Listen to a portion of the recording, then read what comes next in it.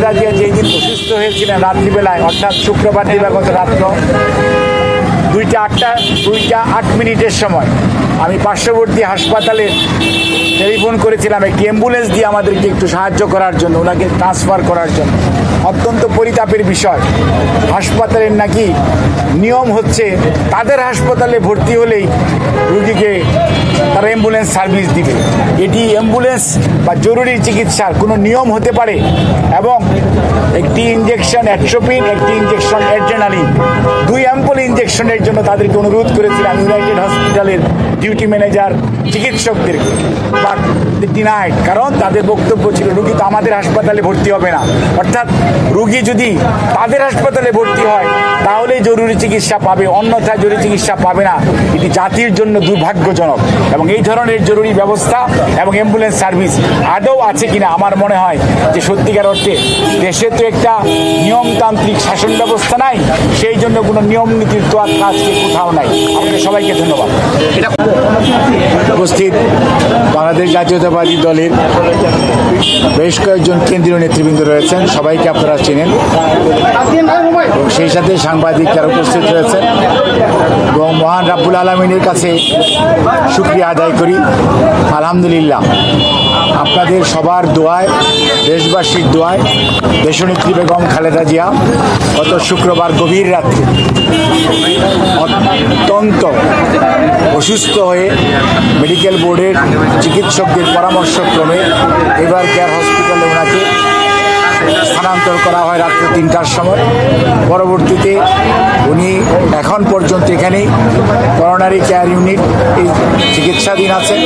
Professor doctor Shahabuddin Talukdar, professor doctor Atahar Ali Khan, professor doctor Shams Monowar, professor doctor Reza, সেই সাথে professor doctor Jafar Iqbal, professor doctor Fakhruddin Mohammad Siddiqui, professor doctor Nuruddin Ahmed সহ professor doctor Shamsul Arifin, এবং দেশের বাইরে থেকে প্রফেসর ডক্টর রফিক আহমেদ এবং professor doctor Haibur Rahman, doctor Zubaida Rahman, আমাদের ভারপ্রাপ্ত চেয়ারম্যান মহোদয় সহধর্মিনী সহ আমাদের বেশ কয়েকজন দেশি বিদেশি চিকিৎসকের তত্ত্বাবধানে উনি গত শুক্রবার রাত্র থেকে চিকিৎসাধীন থাকা অবস্থায় চিকিৎসকদের পরামর্শক্রমে জন হপকিন্সের যে মেডিকেল টিম ছিল সেই টিমের 3 জন ডাক্তার, ডক্টর হ্যামিল্টন, ডক্টর ক্রিস্টস জর্জিয়াডিস এবং ডক্টর হামিদ রব, তাদের সবার সর্বসম্মত সিদ্ধান্তক্রমে ওনার হৃদযন্ত্রের কার্যক্রম এমন একটি পর্যায়ে পৌঁছে গিয়েছিল যে ওনার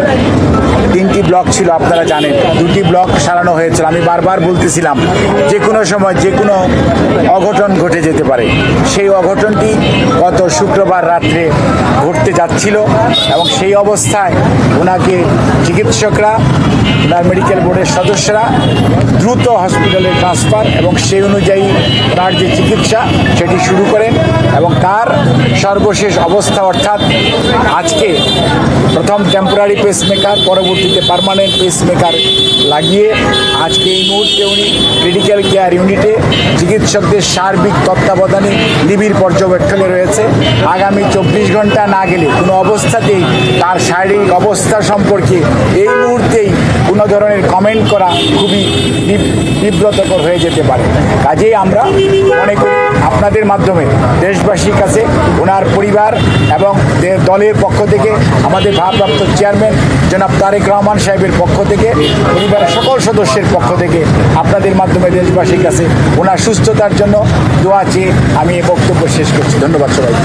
তবে এখানে একটি কথা আপনাদের মাধ্যমে জানাতে চাই এবং জানার আগ্রহ রয়েছে একজন চিকিৎসক হিসাবে, একজন মানুষ হিসাবে, সেটি হচ্ছে খালেদা জিয়া যেই দিন অসুস্থ হয়েছিলেন রাত্রিবেলায়, অর্থাৎ শুক্রবার দিবাগত রাত্র 2টা 8 সময় আমি পার্শ্ববর্তী হাসপাতালে টেলিফোন করেছিলাম একটি অ্যাম্বুলেন্স দিয়ে আমাদেরকে একটু সাহায্য করার জন্য, ওনাকে ট্রান্সফার করার জন্য। অত্যন্ত পরিতাপের বিষয়, হাসপাতালের নাকি নিয়ম হচ্ছে তাদের হাসপাতালে ভর্তি হলেই রুগীকে তারা অ্যাম্বুলেন্স সার্ভিস দিবে। এটি অ্যাম্বুলেন্স বা জরুরি চিকিৎসার কোনো নিয়ম হতে পারে? এবং একটি ইঞ্জেকশন অ্যাট্রোপিন, একটি ইঞ্জেকশন অ্যাড্রেনালিন, 2 অ্যাম্পল ইঞ্জেকশনের জন্য তাদেরকে অনুরোধ করেছিলাম, ইউনাইটেড হসপিটালের ডিউটি ম্যানেজার চিকিৎসকদেরকে, বাট ডিনাইড, কারণ তাদের বক্তব্য ছিল রুগী তো আমাদের হাসপাতালে ভর্তি হবে না। অর্থাৎ রুগী যদি তাদের হাসপাতালে ভর্তি হয় তাহলেই জরুরি চিকিৎসা পাবে, অন্যথায় জরুরি চিকিৎসা পাবে না। এটি জাতির জন্য দুর্ভাগ্যজনক। এবং এই ধরনের জরুরি ব্যবস্থা এবং অ্যাম্বুলেন্স সার্ভিস আদৌ আছে কিনা আমার মনে হয় যে সত্যিকার অর্থে দেশে তো একটা নিয়মতান্ত্রিক শাসন ব্যবস্থা নাই, সেই জন্য কোনো নিয়ম নীতির তো আজকে কোথাও নাই। আপনাদের সবাইকে ধন্যবাদ। এটা কোন হাসপাতাল বলতে পারবেন?